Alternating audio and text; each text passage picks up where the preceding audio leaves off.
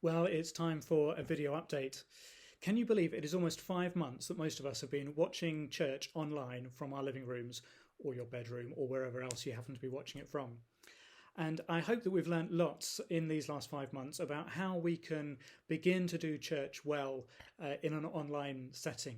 Of course, over the last few weeks, we've also been beginning to move back into the building, particularly for those who aren't able to access church online.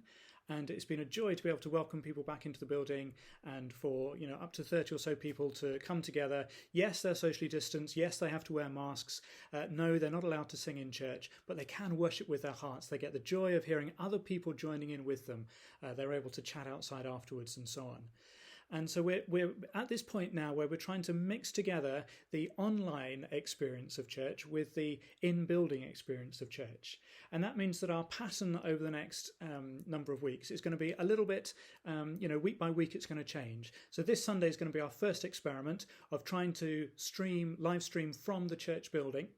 There's new software and new equipment that the tech teams are having to learn and grapple with. We don't want to sort of push them too hard too fast because they've been working so hard over these last number of months for us anyway. And so this first Sunday, we'll just do a sort of a bare minimum of what we're able to do. Hopefully that will grow and expand over the next few weeks. We'll be able to have people joining in from their homes, even as part of the broadcast. It won't just be broadcast from the church building. And we'll continue to learn about what it means to try to do church for those online and those in the building at the same time. And I hope that whether you join us in the building or whether you join us online, it will be a place for you to connect with God.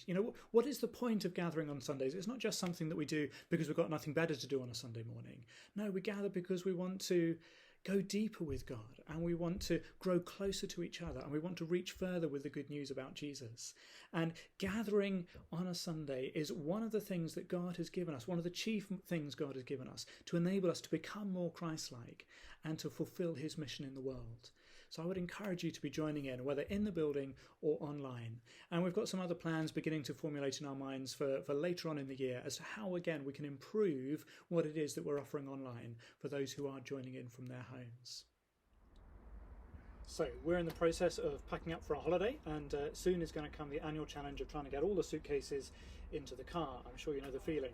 I certainly feel as though I need a rest. Many of us feel as though we need a rest after these weird few months that we've been having. And yet in this season of summer, as a church, we're looking at the topic of rest as well. Not just how do we have a holiday, how do we sort of put our feet up and relax from everything that's going on, but how do we enjoy God's rest?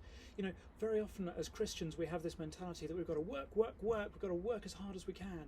And yet actually God invites us to enjoy his rest. He even commands us to rest. And I think I, for one, and I guess many others, I've got a lot to learn about what the Bible teaches about rest and how we can experience and enjoy God's rest. Not just on holiday, not just on a day off once a week or whenever we get one, but actually in the daily grind of work. How can we find rest as we partner with God in his work, his call on our lives? And so I've got so much to learn, and I hope you're going to take the opportunity to learn this summer too, what it means to enter into God's rest. So Paul Thaxter kicked us off last week with a fantastic overview of Sabbath and what Sabbath means in the Bible. Not just rest for God's people on one day a week, but actually rest for the whole of creation. What a fantastic vision that was.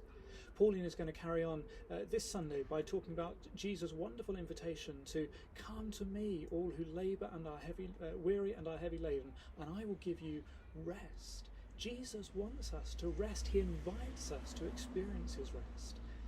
And then later on we've got Simon and Lena and Jackie and others talking about other aspects of what it means to rest in the Bible and enjoy God's rest.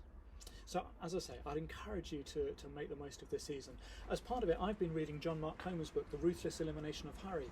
And part of his thesis is that in our increasingly stressful, frenetic, 24/7 world, actually one of the things that's supposed to set us apart as Christians is our ability to rest. And so back in Genesis 1, the beginning of creation, when God, he does his 6 days of creation and then he rests. Was he tired? No, he wasn't tired, but he still chose to rest and enjoy creation. And of course, humanity was created on the 6th day. And so the very first day they experienced, the 7th day, was a day of rest. And so human beings are made to rest as much as we are to work. In fact, our work is supposed to flow out of our rest rather than our rest being a sort of a catch-up from all the work that we do.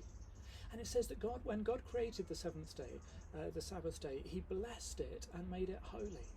Now, God blessed humanity. God blessed animals and so on. And by blessing them, he told them to go and procreate and create. And yet God blesses the Sabbath day as well. So there's something about the Sabbath day which is to be life-giving. And God made it holy. Elsewhere in the Old Testament, we talk about the most holy place. In other words, to go and meet with God, you go to a place which is holy, the temple. And yet God says the Sabbath is holy. In other words, if we want to meet with God and experience God and enjoy God, we take a rest. One day a week, a Sabbath, a time to enjoy God and his creation and all his goodness to us. Not a day for rules and regulations, but a day for enjoyment. So I'm learning so much about the Sabbath. I hope you will learn much about the Sabbath and rest as well.